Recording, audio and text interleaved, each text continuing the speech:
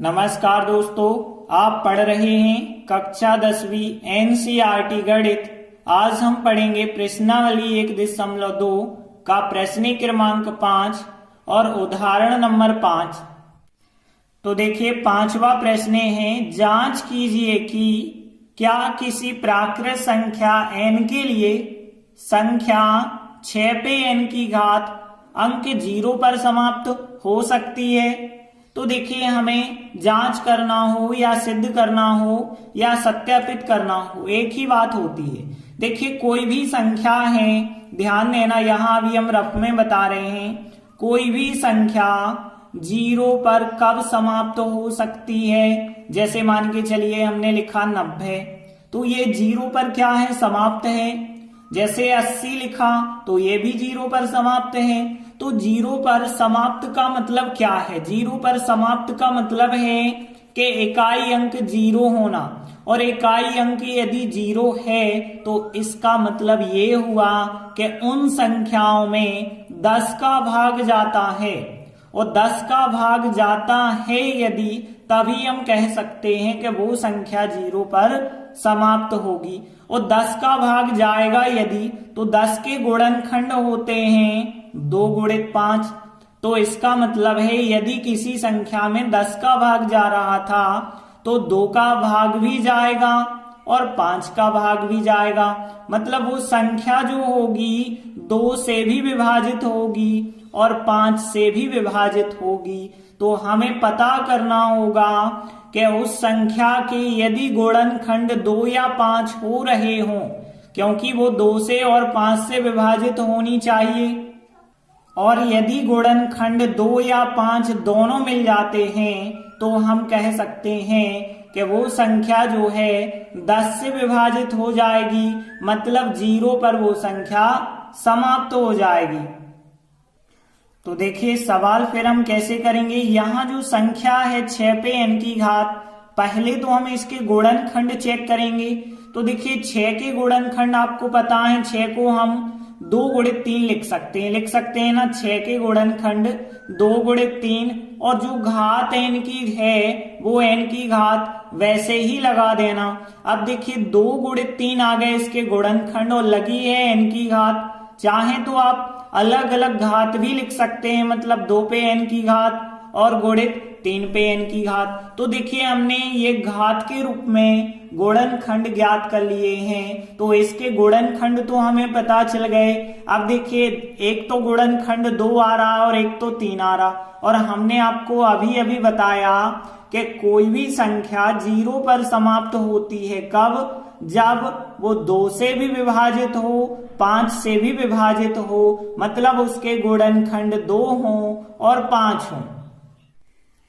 तो देखिए, हमने लिखा, हम जानते हैं कि किसी प्राकृत संख्या को यदि अंक 0 पर समाप्त करना है तो उसके लिए क्या जरूरी है कि उसके गुणनखंड 2 और 5 होने चाहिए। लेकिन यहाँ 2 तो है लेकिन 5 तो है नहीं। इसका मतलब ये हुआ कि वो संख्या 5 से विभाजित नहीं है। तो हमने यही बात लिखी, लेकिन यहाँ 6 पे n की घात जो है इसके गुणनखंडों में 5 तो है ही नहीं। देखिए, यहाँ 2 है और 3 है, 5 तो है ही नहीं, मतलब ये वाली संख्या 5 से विभाजित नहीं हो सकती है। तो ये 5 से विभाजित नहीं है या 5 से विभाज्य नहीं है। और यदि ये 5 से विभाजित नहीं है तो 0 आ ही नहीं सकता लास्ट में, क्योंकि लास्ट में 0 आने के लिए नियम क्या है? 2 और 5 दोनों संख्याओं से विभाज्य होना चाहिए। 2 का भाग भी जाना चाहिए, 5 का भाग भी जाना चाहिए। यहाँ 2 तो है गुणनखंड, 2 का भाग तो चला जाएगा, लेकिन 5 का भाग नहीं जाएगा, क्योंकि 5 गुणनखंड नहीं है, मतलब वो संख्या 5 से विभाज्य नहीं है। और यदि 5 से विभाज्य नहीं है तो फिर हम कह सकते हैं कि अतः किसी प्राकृत संख्या n के लिए 6 पे n की घात जो अंक है वो 0 पर समाप्त नहीं हो सकता है। मतलब जो लाइन सवाल में कही गई थी कि जांच कीजिए, तो बिल्कुल हमने वही लाइन लिख दी कि आता है किसी प्राकृत संख्या n के लिए संख्या 6 पे n की घात अंक 0 पर समाप्त नहीं हो सकती है। तो इस प्रकार से 5वां प्रश्न कंप्लीट हुआ। अगला उदाहरण देखिए, 5वां उदाहरण है संख्याओं 4 पे n की घात पर विचार करना है। जहां पे n क्या है, एक प्राकृत संख्या है। अब यहां पे भी हमें जांच करना है कि n का कोई ऐसा मान ज्ञात किया जा सकता है जिसके लिए 4 पे n की घात अंक शून्य पर समाप्त हो। तो देखिए, जो कुछ हमने अभी आपको बताया था बिल्कुल वही चीज इस प्रश्न में भी हमें करनी होगी। तो हमने क्या बताया था कि कोई भी संख्या यदि 0 पर समाप्त होती है तो जरूरी है कि वो 10 से विभाजित होगी, और 10 से विभाजित होगी तो वो संख्या 2 और 5 से भी विभाजित होगी, और 2 5 से विभाजित होगी। इसका मतलब है कि उसके गुणनखंड 2 भी होंगे और 5 भी होंगे। तो देखिए, यहाँ जो संख्या है 4 पे n की घात, पहले तो हम इसके गुणनखंड ज्ञात करेंगे। तो देखिए, 4 के गुणनखंड क्या होते हैं, 2 गुणित 2 होते हैं। बाकी जो n की घात थी उसे हमने वैसे ही लिखा। अब देखिए, यहाँ 2 आ रहे हैं 2 बार, मतलब 2 पे हम 2 की घात लगा सकते हैं। बाकी जो n की घात लगी थी उसे वैसे ही लगाकर लिखा। अब 2 की घात भी लगी और n की घात भी लगी, तो 2 और n का गुणा हो जाएगा, तो 2 के ऊपर 2n की घात हो जाएगी। तो इसके गुणनखंड तो हमने ज्ञात कर लिए हैं, लेकिन गुणनखंड में केवल आ रहा 2 पे 2n की घात, मतलब गुणनखंड में केवल 2 अकेला आ रहा है, 5 तो आ नहीं रहा है।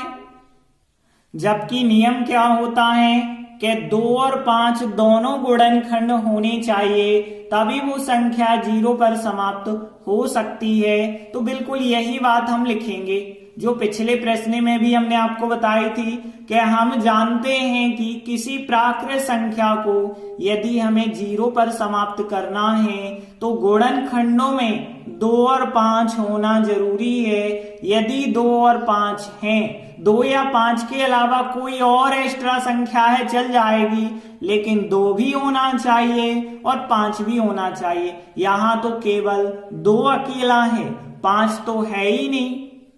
तो हमने लिखा कि लेकिन यहाँ जो 4 पे n की घात थी, इसके गुणनखंड में 5 तो आया ही नहीं है, और 5 नहीं आया मतलब 5 से यह संख्या विभाजित नहीं होगी। जब 5 से विभाज्य नहीं होगी तो फिर हम कह सकते हैं कि जो 4 पे n की घात संख्या है वो अंक 0 पर समाप्त नहीं हो सकती है। तो n का ऐसा कोई मान नहीं संभव होगा।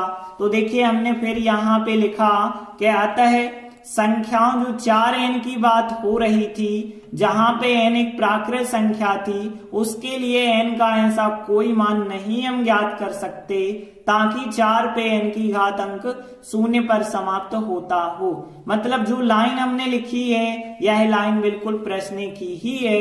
देखिए, संख्याओं 4 पे n की घात जहां n एक प्राकृत संख्या है उसके लिए n का ऐसा कोई मान नहीं है जिसके लिए 4 पे n की घात अंक 0 पर समाप्त होता हो। मतलब प्रश्न की लाइन आपको लिख देना है, बस अतः करके लिखना है। तो इस प्रकार से उदाहरण 5 भी कंप्लीट हुआ। देखिए, दोनों सवाल बिल्कुल एक जैसे सवाल हैं। इसमें थोड़ी सी आपको समझ के अच्छी भाषा लिखनी है, जो कि किस प्रकार से लिखनी है हमने बताई है। आप परीक्षा में बिल्कुल इसी प्रकार से लिखेंगे। धन्यवाद।